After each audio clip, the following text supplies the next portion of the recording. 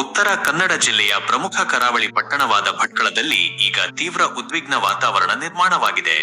ಶಾಂತಿಯಾಗಿದ್ದ ಕರಾವಳಿ ನಗರದಲ್ಲಿ ಏಕಾಏಕಿ ಕೋಮು ಸಂಘರ್ಷದ ಕಿಡಿ ಹೊತ್ತಿಕೊಂಡಿದೆ. ಇಡೀ ಪಟ್ಟಣದಲ್ಲಿ ಸದ್ಯ 3 ದಿನಗಳ ಕಾಲ 144ರ ಅಡಿಯಲ್ಲಿ ನಿಷೇಧಾಜ್ಞೆ ಜಾರಿಗೊಳಿಸಲಾಗಿದೆ.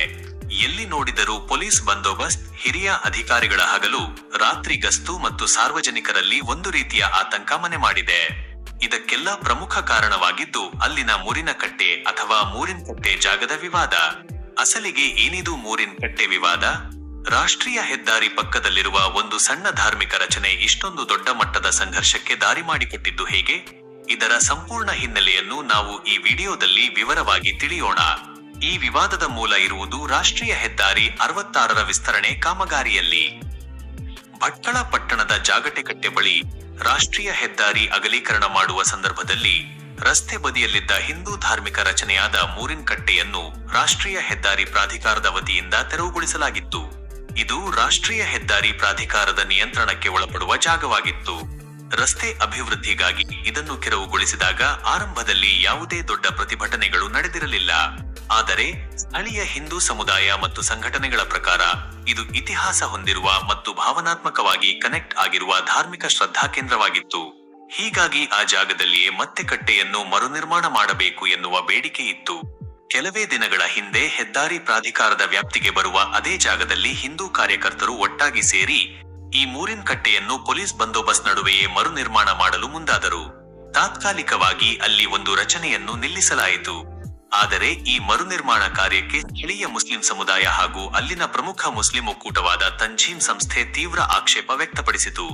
ರಾಷ್ಟ್ರೀಯ ಹೆದ್ದಾರಿ ಪ್ರಾಧಿಕಾರಕ್ಕೆ ಸೇರಿದ ಜಾಗದಲ್ಲಿ ನಿಯಮ ಬಾಹಿರವಾಗಿ ಇಂತಹ ನಿರ್ಮಾಣಗಳನ್ನು ಮಾಡಲು ಅವಕಾಶ ನೀಡಬಾರದು ಮತ್ತು ಇದರಿಂದ ಸಾರ್ವಜನಿಕರಿಗೆ ತೊಂದರೆಯಾಗುತ್ತದೆ ಎಂಬುದು ಅವರ ವಾದವಾಗಿತ್ತು. ಈ ಆಕ್ಷೇಪದ ಬೆನ್ನಲ್ಲೇ ಪರಿಸ್ಥಿತಿ ಗಂಭೀರ ಸ್ವರೂಪ ಪಡೆದುಕೊಳ್ಳಲು ಆರಂಭಿಸಿತು. ಕಟ್ಟೆ ಮರು ನಿರ್ಮಾಣವಾದ ಕೆಲವೇ ಗಂಟೆಗಳಲ್ಲಿ ಭಟ್ಕಳದಲ್ಲಿ ಪರಿಸ್ಥಿತಿ ಸಂಪೂರ್ಣವಾಗಿ ಕೈಮೀರಿ ಹೋಯಿತು. ಉದ್ರಿಕ್ತ ಗುಂಪೊಂದು ಏಕಾಏಕಿ ಆ ಸ್ಥಳಕ್ಕೆ ನುಗ್ಗಿ ಮರುನಿರ್ಮಾಣ ಮಾಡಲಾಗಿದ್ದ ಮೂರಿನಕಟ್ಟೆಯನ್ನು ಧ್ವಂಸಗೊಳಿಸಲು ಯತ್ನಿಸಿತು ಎನ್ನಲಾಗಿದೆ. ಈ ಸುದ್ದಿ ಕಾಳ್ಗಿಚ್ಚಿನಂತೆ ಹರಡುತ್ತಿದ್ದಂತೆ ಎರಡು ಸಮುದಾಯಗಳ ನೂರಾರು ಜನರು ಸ್ಥಳದಲ್ಲಿ ಜಮಾಯಿಸಿದರು. ಪರಸ್ಪರ ಘೋಷಣೆಗಳು, ವಾಗ್ವಾದಗಳು ನಡೆದು ದೊಡ್ಡ ಮಟ್ಟದ ಕೋಮು ಸಂಘರ್ಷದ ವಾತಾವರಣ ಸೃಷ್ಟಿಯಾಯಿತು. ಸ್ಥಳದಲ್ಲಿದ್ದ ಪೊಲೀಸರು ಪರಿಸ್ಥಿತಿಯನ್ನು ಹತೋಟಿಗೆ ತರಲು ತೀವ್ರ ಹರಸಾಹಸ ಪಡಬೇಕಾಯಿತು.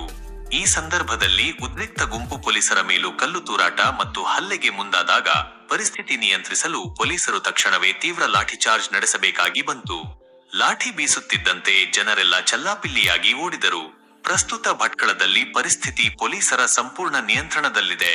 ಹೆದ್ದಾರಿ ಪ್ರಾಧಿಕಾರದ ಆ ವಿವಾದಿತ ಜಾಗದಲ್ಲಿ ಯಾವುದೇ ಹೊಸ ನಿರ್ಮಾಣ ಕಾರ್ಯ ಮಾಡದಂತೆ ಯಥಾಸ್ಥಿತಿ ಕಾಯ್ದುಕೊಳ್ಳಲು ಕಟ್ಟುನಿಟ್ಟಿನ ಸೂಚನೆ ನೀಡಲಾಗಿದೆ. ಉಡುಪಿ ಮತ್ತು ಉತ್ತರ ಕನ್ನಡ ಜಿಲ್ಲೆಯ ಹಿರಿಯ ಪೊಲೀಸ್ ಅಧಿಕಾರಿಗಳು ಭಟ್ಕಳದಲ್ಲೇ ಮೊಕ್ಕಾಂ ಹೂಡಿದ್ದಾರೆ. ಶಾಂತಿ ಭಂಗ ತರಲು ಯತ್ನಿಸಿದ ಹಾಗೂ ವಿವಾದಿತ ಸ್ಥಳಕ್ಕೆ ಭೇಟಿ ನೀಡಲು ಯತ್ನಿಸಿದ ಮಾಜಿ ಜಿಲ್ಲಾ ಬಿಜೆಪಿ ಅಧ್ಯಕ್ಷ ಗೋವಿಂದ ನಾಯಕ್ ಸೇರಿದಂತೆ ಹಲವರನ್ನು ಮುಂಜಾಗ್ರತಾ ಕ್ರಮವಾಗಿ ವಶಕ್ಕೆ ಪಡೆಯಲಾಗಿದೆ. ಜಿಲ್ಲಾಧಿಕಾರಿಗಳು ಮತ್ತು ಹಿರಿಯ ಅಧಿಕಾರಿಗಳು ಉಭಯ ಸಮುದಾಯಗಳ ಮುಖಂಡರ ತುರ್ತು ಶಾಂತಿ ಸಭೆ ಕರೆದಿದ್ದು ಸೌಹಾರ್ದಯುತವಾಗಿ ಸಮಸ್ಯೆ ಬಗೆಹರಿಸಲು ಪ್ರಯತ್ನಿಸುತ್ತಿದ್ದಾರೆ. ಸಾರ್ವಜನಿಕರು ಯಾವುದೇ ವದಂತಿಗಳಿಗೆ ಕಿವಿಗೊಡದೆ ಶಾಂತಿ ಕಾಪಾಡಬೇಕು ಎಂದು ಜಿಲ್ಲಾಡಳಿತ ಮನವಿ ಮಾಡಿದೆ. ಇದು ಭಟ್ಕಳದ ಮೂರಿನಕಟ್ಟೆ ವಿವಾದದ ಸದ್ಯದ ಸಂಪೂರ್ಣ ಚಿತ್ರಣ. ಈ ಘಟನೆಯ ಮುಂದಿನ ಅಪ್ಡೇಟ್ಗಳಿಗಾಗಿ ನಮ್ಮ ಚಾನೆಲ್ ಅನ್ನು ಈಗಲೇ ಸಬ್ಸ್ಕ್ರೈಬ್ ಮಾಡಿ. ಧನ್ಯವಾದಗಳು.